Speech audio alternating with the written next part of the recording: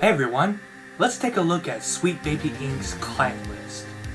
In case you don't know, Sweet Baby Inc. is a consulting group that likes to ruin video games.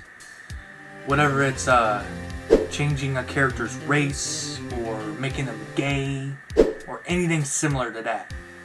They take something that's original and turn it into trash. That's basically what they do. And they've been doing this for quite a while now. People need to know about that. So what I have right here is a client list of Sweet Baby Inc. And they have over 20 clients. Over 20 companies work for Sweet Baby Inc. They have a lot of power. So why don't we go over it, shall we? So the first company we have is Xbox Game Studios. And so you know Xbox is a very popular video game console and they have a lot of games for it. And one of them is a Fable. And they recently announced a new Fable remake. And I'm not going to buy that because it has to do with Sweet Baby Inc. One of the main writers for the game works for Sweet Baby Inc. And if you look into the gameplay, you will note that the main female character, she is ugly as hell. She doesn't even look like a female. She's nothing but pure ugly. And it's just sad to see how a beloved franchise would turn into this. It's really sad. The next company we got is Electronic Arts, also known as EA, or whatever you want to recall. They recently came out with a game called Star Wars Outlaws. And it's just like with Fable, Star Wars Outlaws has a very ugly female character. And she has like a really like Joker type of jawline. And that kind of sucks because she's actually based on a real life model. They basically turned a real life person into an ugly fictional person. And not to mention the game is buggy as hell. If the bad guys see the main character walk into a bush, they somehow don't comprehend that she's in the bush. They just start running around shooting shit, pretending like they don't even see the character. Like, how do you not fucking know she's there? You literally saw her walk into the bush. You were there when it happened. You weren't behind a wall. You weren't behind a building. You were right there when it happened. You should know that she's right there. You saw her with your own two pair of eyes. And of course, sometimes they'll ignore the main character and just start shooting at other characters. It's just straight up buggy. Yeah, so it's a ugly character and very buggy. So it's not worth buying at all. And of course, there's a new Dead Space remake as well. If my memory serves me right, there's this little writing on some type of wall that's like projecting some type of ideology. I don't remember what it said exactly, but it was something woke, something really stupid, so I'm not buying that. And recently, they also came out with Dragon Age The Vile Guard, which is a very, very woke game. If you pay attention to the dialogue in that game, it's fucking horrendous. You got stupid shit about pronouns, you got this person punishing herself because of misgendering, the characters are ugly as hell. It goes on and on and on. They put more attention into the ideology than making a fun game. It's sad, really. And people used to like Dragon Age. You know, people used to love playing their games. So to see it become like this, it's just depressing, really. Really sad. Alright, the next company we got is Valve. Now, in case you don't know, Valve is the creator of Steam, which is the PC platform that allows you to play certain games on the computer. And they also make their own games such as Half-Life, Portal, and Team Fortress 2. But so far, I don't think they have affected the games yet. They just have clients in the company that are probably promoting their games on their Steam website or something like that. Maybe, I could be wrong.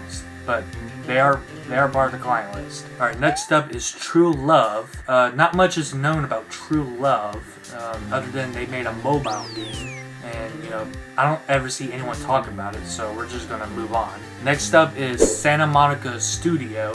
Now, in case you don't know, Santa Monica Studios are the creators of God of War, which is a very popular game on the PlayStation. And the newest one that came out was God of War Ragnarok. And in that game, they race swap a character. Now keep in mind now that Ragnarok takes place in Norse mythology. which has to do with countries like Norway, Sweden, and Denmark. So all the characters should be white. But no, they decided to take a character and make her black. That's what they did. And you notice how they only do this to white characters as well. They're perfectly okay with making a white character into a black character, but they would never make a black character into a white character. They would never do that. They only do it towards white people. And you got the stupid people on the internet who are straight up defending that decision. Sad what God of War has become. I grew up playing God of War, and to see that happen in the game, it kind of breaks my heart, really. Alright, next up is 2K. 2K is, they're kind of mostly known for their sports games, but they do have some other type of games like Mafia 3 and Bioshock Infinite, both of which have a lot to do with racism. They have a lot of racist themes or racism themes, whatever you want to say it. You know, not much else is known after that. Alright, next up is Ubisoft. Ubisoft is a popular company. They're known for Assassin's Creed and Rainbow Six Siege and Far Cry and all that. The newest Assassin's Creed that's came out is Assassin's Creed Shadows, and in that game they took an actual real character, but they changed his origin. They changed what he was in real life. In reality, this black character was just kind of like a slave, something like that. He was just like a servant back in the old days. But for some reason, they decided to turn him into a samurai. And they're saying that he's like the first black samurai, even though he wasn't. He wasn't a samurai at all. Real historians know that Yusuke was not a samurai. He was just a servant. And they have him just going around slicing up the Japanese people, straight up executing them and all that shit. It's really stupid. And not to mention they put rap music during the battle scenes. And that's definitely not racist. Oh no. Oh no. That's not racist. Never. They would never do that. Also, there's a Rainbow Six Siege, which recently they added a new operator, I guess, and that person is in a wheelchair. They decided to add a character that you play as in a wheelchair in a game where you basically run around shooting people and defusing bombs or something like that. It's been a while since I played the game, so yeah, that's pretty stupid as well. Alright, next up is Square Enix, another popular company. They're known for games like Final Fantasy and other similar games. And in Final Fantasy VII Rebirth, or the remake, you kind of notice that there's some gay couples in there as well. Like, they're trying to inject some of that stuff into it as well. I mean, I guess it's not a big deal, but you can tell why they're doing it. You know, Japanese companies nowadays have been messing around with ESG stuff, DEI, all that bullshit. Not to mention, not too long ago, there was a game called Forspoken, and that game bombed. It straight up sucked. It underperformed. It did so poorly in the market. Nobody was playing it. Nobody gave a fuck about Forspoken. They lost a lot of money on that game. It's straight up sad, really. Alright, next up is Warner Bros. Games. They're known for being the owners of Mortal Kombat, and in their newest game, Mortal Kombat 1, they announced a new DLC called Chaos Reigns. So you know Cyrax and Sector, right? Those popular cyborg ninjas from the old Mortal Kombat days. Not only did they decide to change their sex, but they decided to change how they are as a fighter. Instead of being a full-on robot, instead of just like Iron Women, they're like wearing suits, iron suits, and they even have the mask going over the face and all that, instead of being actual robots. It's kind of stupid, really. Also, you should know that nobody's buying the DLC. They're losing money. They should have just stuck with the original idea of the character. They shouldn't have changed the sex and all that. Alright, next up is Finji. Not much is known about Finji, and I don't know what else to say about it. There's also Polytron, not much about that. And then there's Rocksteady. Rocksteady are the creators of the Batman Arkham games, and the newest one in that universe is called Suicide Squad Kill the Justice League, which is another game that underperformed a lot, and it's very woke as well. You got all the pride flags hanging around in certain walls. You got the stuff with the dialogue, and not to mention that they straight up kill off the Justice League, just like it is in the title. Yeah, let's just kill off these beloved characters. Yeah, we definitely don't want them to return or anything. Oh no. Let's just put these villains in the spotlight. Let's let them become the main characters. Yeah, that's a great fucking idea. That's exactly what we want. That's exactly what we DC fans want. The villains to be in the spotlight. It's stupid, really. And next up is co-op. Co_op. Or I'll just call them co-op.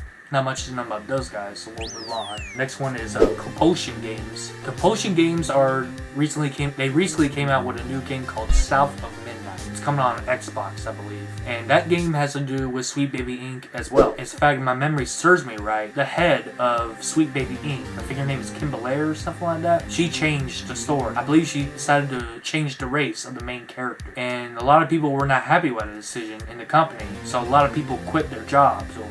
It's just straight up evil. It's straight up stupid how this company is causing a huge disturbance in the gaming industry. They're just straight up fucking evil. It's awful, really. Alright, next up is Chance Agency.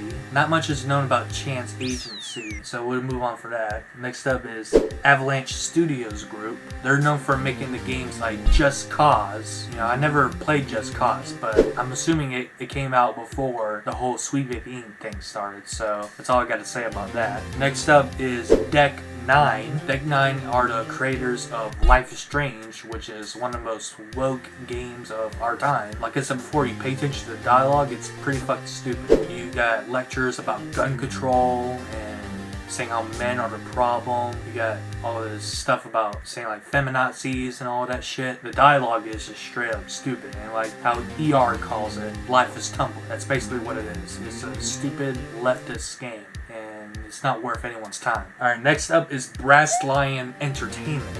Not much is known about those guys, so next is Wizards of the Coast. If my memory serves me right, they're known for making board games or something like that. Like something similar to like Dungeons and Dragons or something like that. I don't pay attention to those people. Alright, next up is Nerial. Not much is known about them. Next is People Can Fly. They are a company that's in Europe, I think. I think so, at least. Next up is Eco Software, and then there's Juvie, and then Glitch, and then next we have Remedy. Remedy are the creators of games like Max Payne and Alan Wake.